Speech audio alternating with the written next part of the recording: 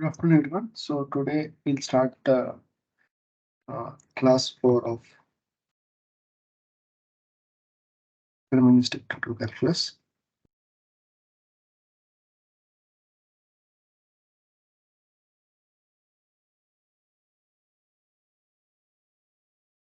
So in chapter 1, we saw something about modeling of networks.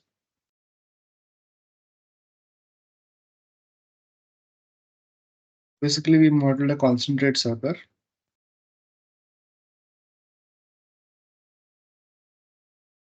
and arrival cumulative functions. We saw how to uh, characterize the departure process,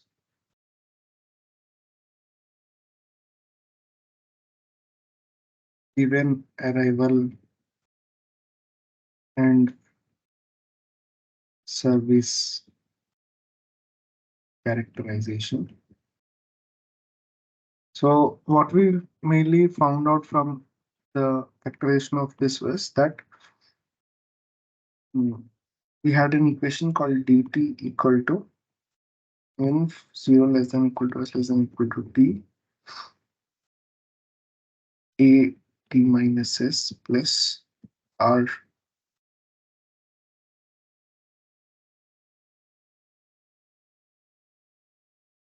as plus r into t minus s, right?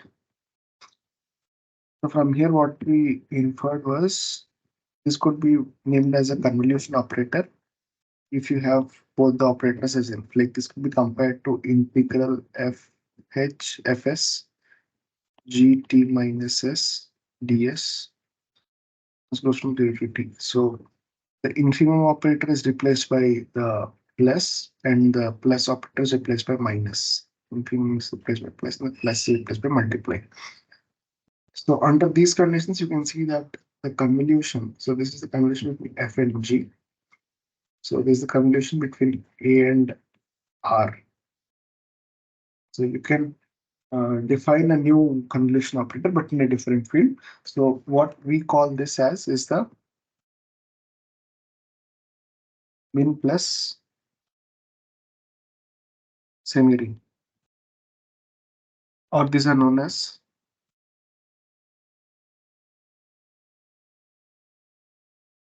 tropical algebras. So network calculus models the network by cumulative processes, which are so last time we discussed, which are non-decreasing functions of time. And what we'll see in this chapter is that these set of functions can be endowed with the minimum and the min plus convolution, this min plus convolution to form a semi-ring. So this chapter, what we'll do is we'll discuss the basics of such algebraic structure and all the necessary backgrounds that we need to build up the context of network calculus. So first we'll define the operators in general context of semi-rings or dioids before going into a more general dioid, which is a min plus diode. Um, so we'll not see all the possible properties and everything of mm, min plus algebra. We will just look at those parts of min plus algebra which would be required for us. So first we'll define dioids and then operators on which the basic dioid of min plus functions are used in calculus, which are mainly the pointwise minimum and the convolution operator, since we have seen just the convolution operator now. Um, we'll also talk about subjective closure and some deconvolution operators, which will also be useful because we will talk about convolution operators. Um, so we'll also talk about something known as the clean star operator. Okay, so first we'll move to this.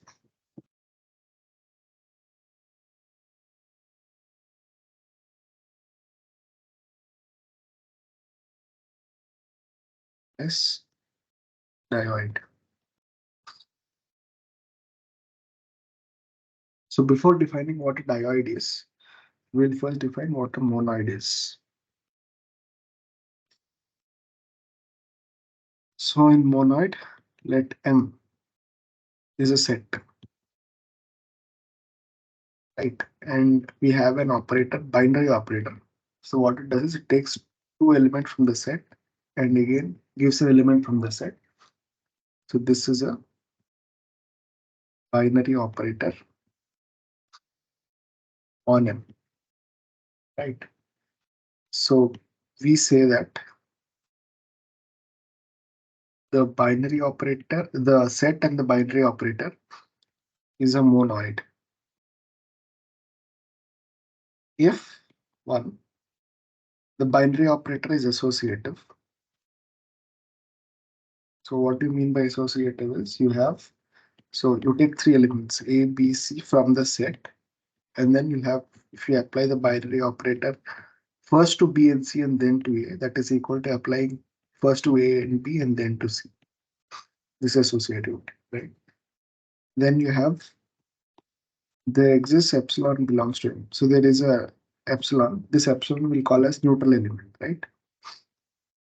So what it does is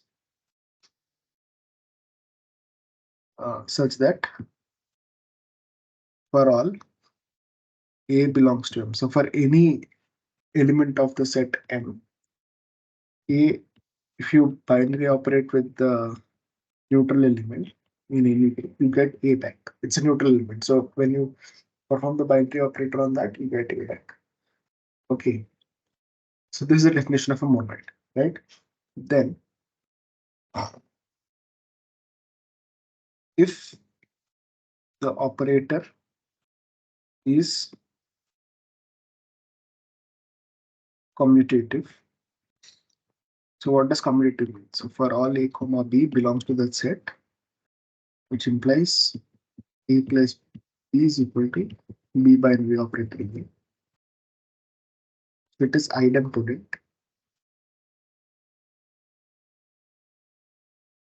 So for all A belongs to M, A plus A equal to A. So this will not be plus, but if the binary operator that we have defined here, so the binary operator that we have defined here, right?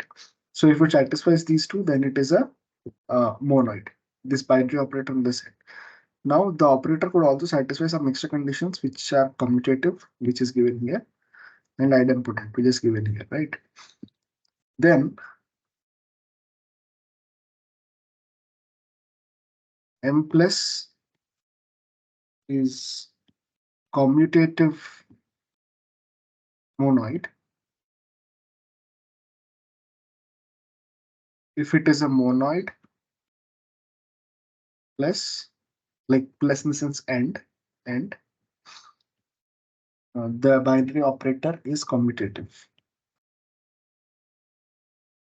Okay. Next you have M plus is idempotent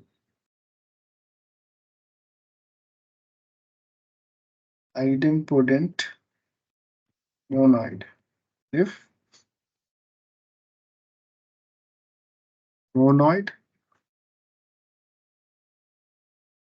if it is a monoid and this is the binary operator is commutative and idempotent, right?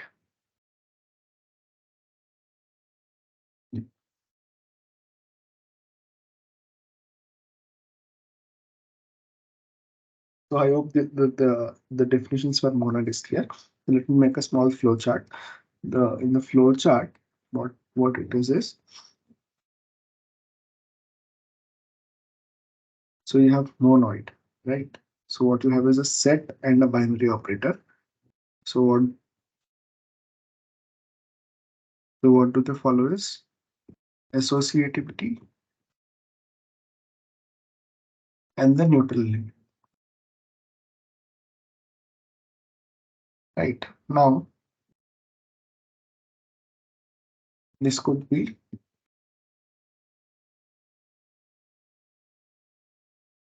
commutative monoid if this is monoid plus the binary operator is commutative. Similarly, it could be a idempotent monoid if it is monoid plus this is the binary operator is commutative and the binary operator is idempotent.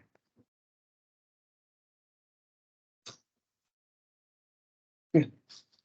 So next we have a definition of semiring. So again, similar to a monoid definition, now you'll have a set. To define a monoid and a semiring, let me call D the set. Okay.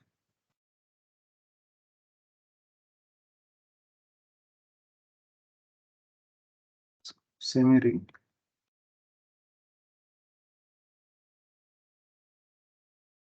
So let the set be D. Let D be a set. And now instead of one binary operator, you have two binary operators. So let those binary operators be defined by both the symbols, where it takes two elements from the set D and gets back to the set D. So they are binary operators. These both are binary operators over set D. Okay. Then we call D and both the binary operators as a semi-ring. That's if if D and the first binary operator is a commutative monoid.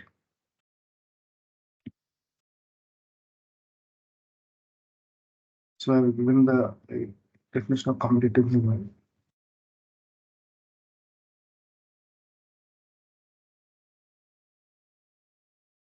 With the neutral element is epsilon, which is called the zero element.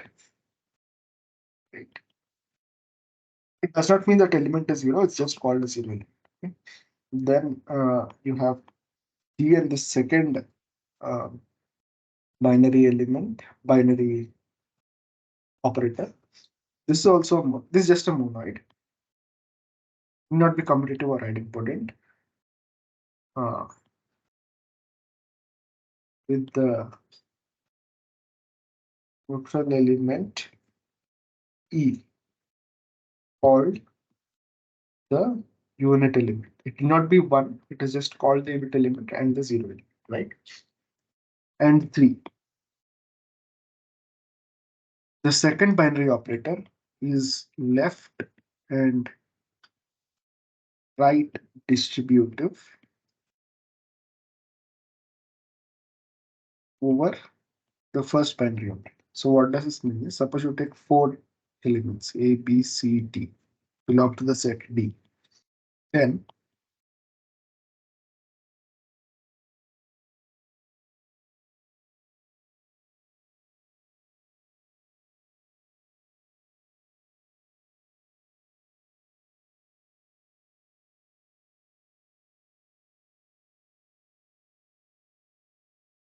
okay, so let me write this in a more simple way. Um, so so left distributive is basically if you have A, this is equal to A into B plus A into C, A the second distributive. Similarly, if you have A first binary operator and second binary operator,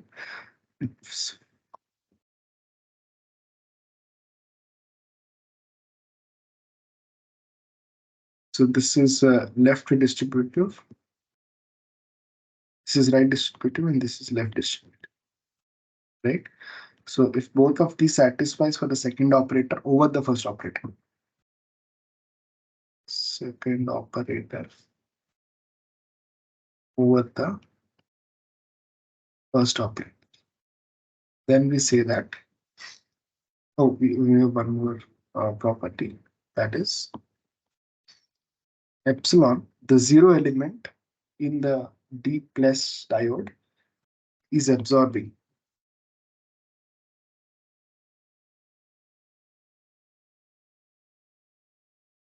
for the second operator. So epsilon, which is a zero element for the first operator on the set D, is basically absorbing for the second operator on the set D. So for all A belongs to D, A in the second operator, if you apply it from epsilon or the other way, you get epsilon. So absorbing means it doesn't matter with which element you perform the operator, it will always boil down to epsilon, right?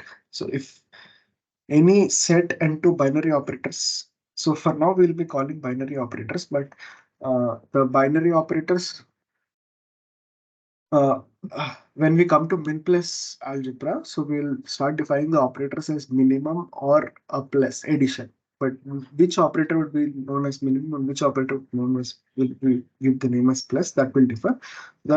So that notion of operators would quickly change to minimum and plus. But for now, since we're sticking to the general theme of defining what the algebras are, we'll stick with operators. So if any set and two binary operators follow these four, then we say that the set and both the binary operators are a semi-ring, right? And if the second binary operator is commutative,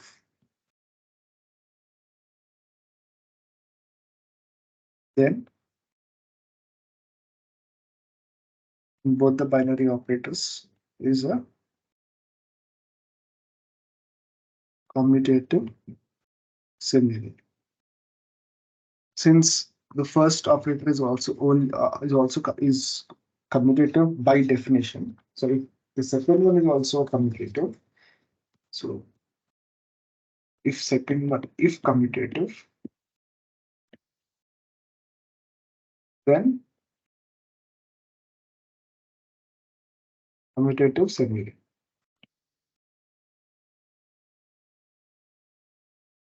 Now we have given the definition of semi-ring and commutative semi-ring. So we have from start we have given the definition of monoid, commutative monoid, idempotent monoid. Similarly, semi-ring, commutative semi-ring, and now we have the definition of idempotent semi-ring.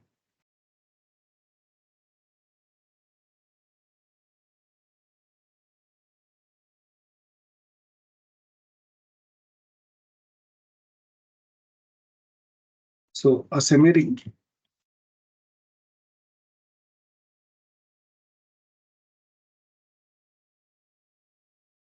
sorry, an idempotent semi-ring is also known as a dioid, right? Similar to a monoid, you can call it a dioid, not diode, dioid. So you have a semi-ring, the first binary operator, second binary operator. This is a semi-ring. Not be commutative semi-ring. So if the first operator and the set is an idempotent monoid, right? So what we'll call the then we'll call it as an idempotent semi-ring. So basically, if this is commutative,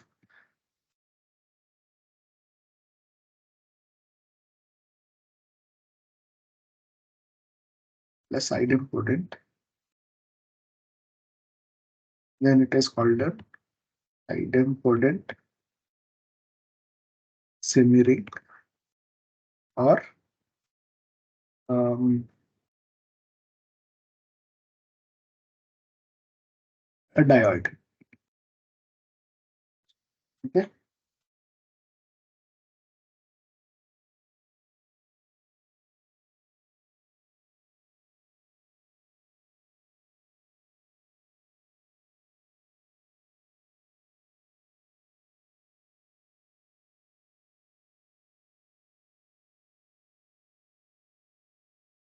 So next flavor theorem.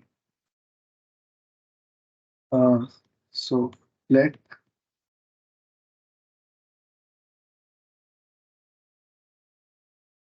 the set be an dioid. Then we'll define a new relation. This is not less than or equal to. So we'll call this as order relation, some order relation, which we don't know. Okay. This is an order relation. This is not equal to the not same as the general order relation of less than that we see. But this is defined as, so if you have A, if I say that A is order related to B for all A comma B belongs to the set D, so this implies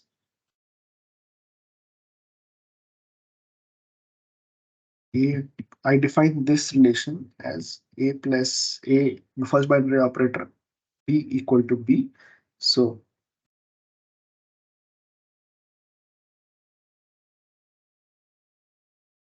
this is an order relation.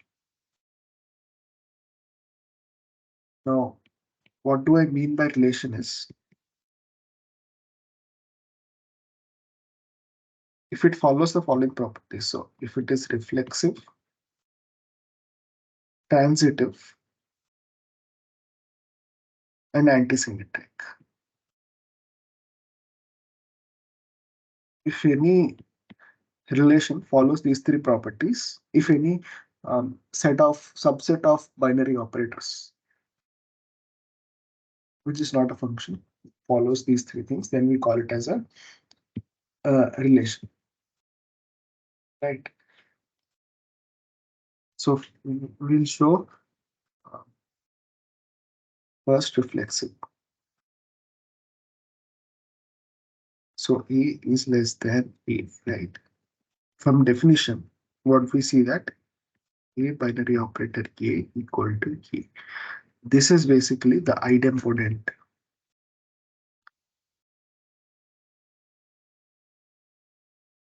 So from definition of a diode, this comes from the definition of dioid. And since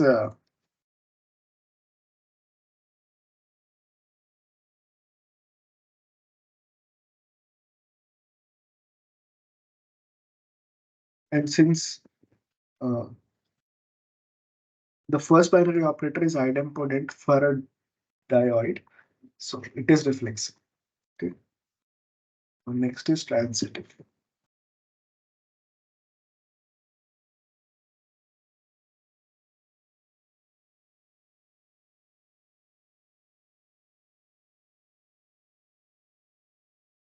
So if A is order relation with B and B is order relation with C, then you have to show that A is also order relation with C. So this is transitive. So when I mean, so to show this, what I want to show is I want to show if first operator C is equal to C, right? Okay, so I take A first order relation to C. I want to keep the C, but so let this be a 1, let this be 2, right? So from 1, so from 1,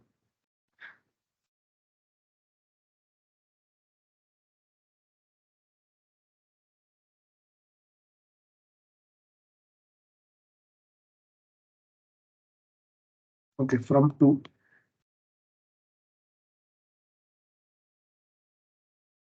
you get A first operator, B first operator, C, right? Then since it is associative as B first operator is a monoid, commutative monoid or idempotent monoid, that is fine. But since it is a monoid first, you can use associative property. So then this becomes C. This is from 1. This is C from idempotent, right? So it is transitive. Next is antisymmetric. What do we mean when I say antisymmetric? Is we want to show it. So if A is order relation with B and B is order relation with C, sorry, and B is order relation with A, then A equal to B. Right. So we take one, we get that A first relation is B, but then from second we see that this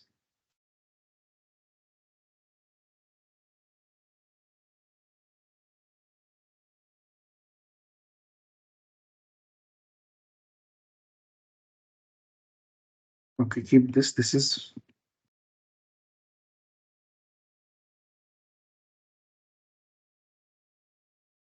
is from one.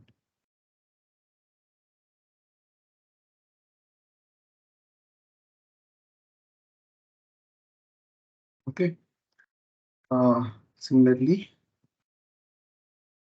A first operator B is equal to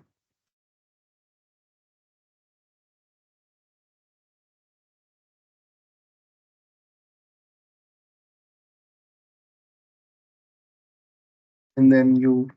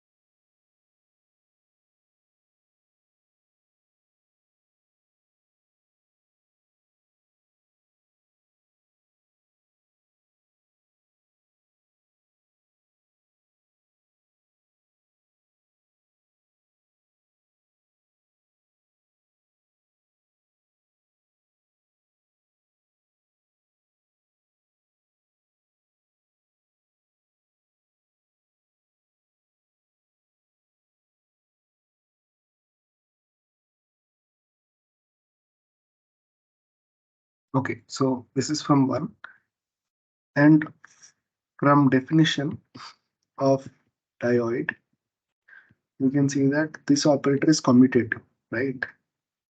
So if it is commutative, what does this imply?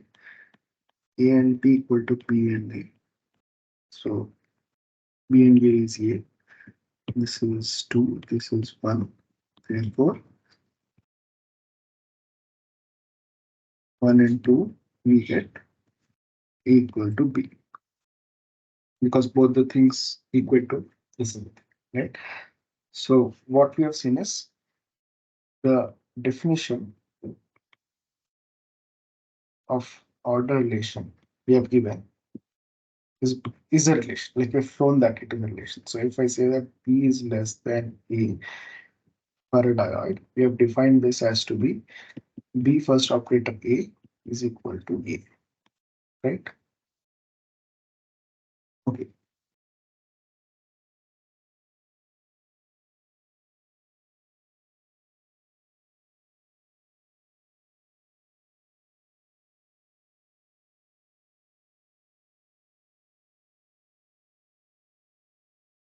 Next we'll define something known as a complete dioid.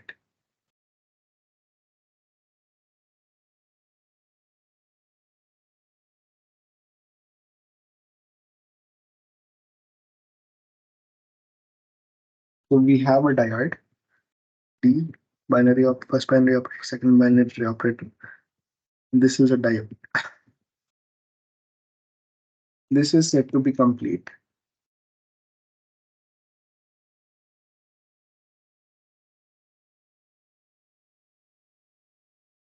if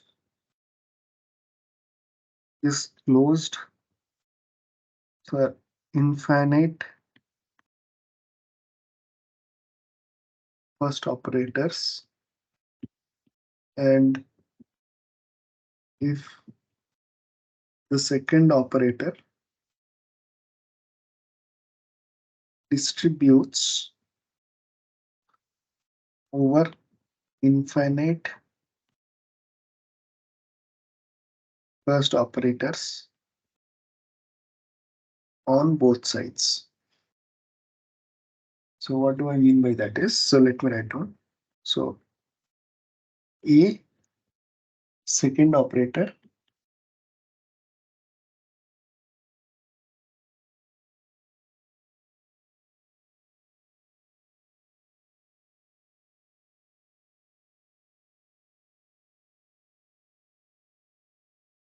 and similarly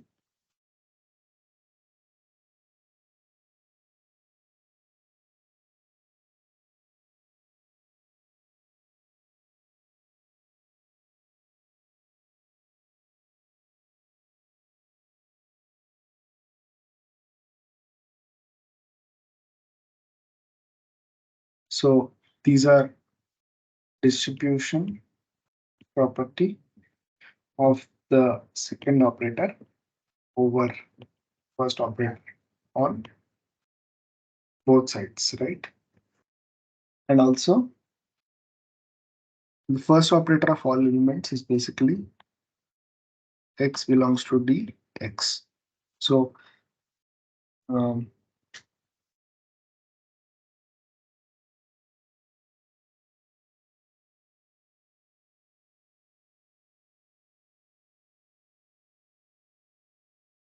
since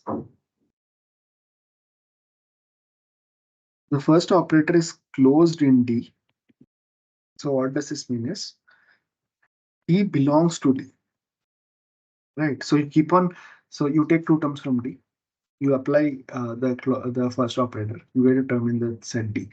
Now you take that term, take another new term from set D, apply first operator, keep on doing this infinite number of times till you've exhausted all the options in the set D. What you'll get is you'll get another element of D because every time you've performed an operation, you're still in the set D. You have not gone out of the set D. So this element T, which I've denoted by summing up or the applying the first operator over all the uh, elements of the set D, it belongs to set D. So this set belongs to the set D, right?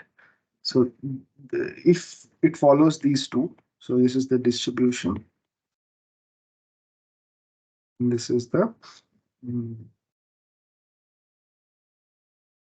infinite sum. Let me call it sum, but it is not sum. Infinite sum, which belongs to the set. So let me draw a small flowchart of what we have done till now. So we have seen semi-ring, right? So semi-ring, you need monoid, commutative monoid, first operator.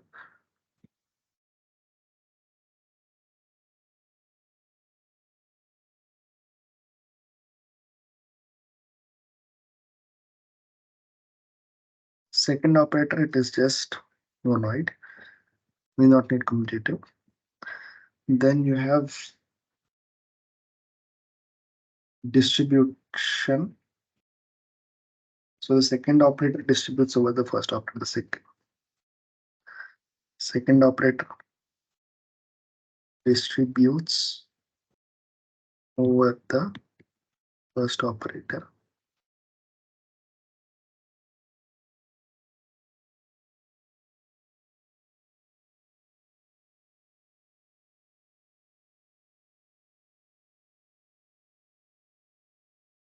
Next, the fourth one is you have an absorbing element in the second operator.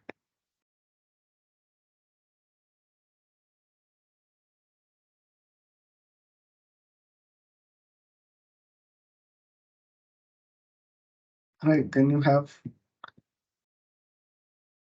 commutative semi-ring. This is if the second operator is a commutative monoid.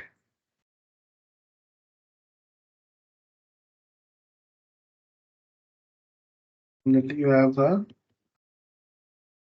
idempotent semi-ring or a dioid.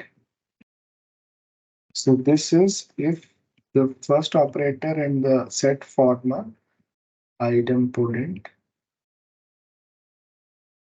monoid. Then we defined order relation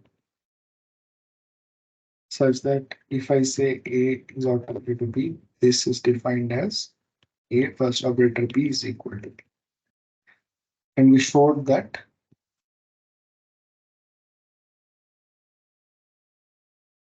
this is a relation. Then we gave definition on complete dioid, right? For it to be complete dioid, it have two things. One is infinite first operator, and then second operator distributes over first operator on both sides for infinite first operators.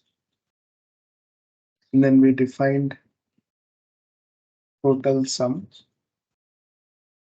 operator T, which belong to the set T, right? Okay, I think, yeah. So basically, these are the basic definitions that we'll need to go further.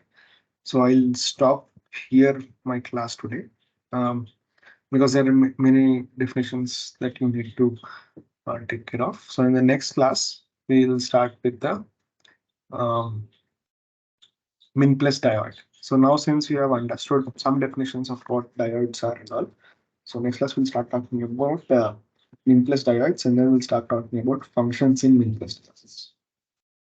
Right? So I'll stop the recording.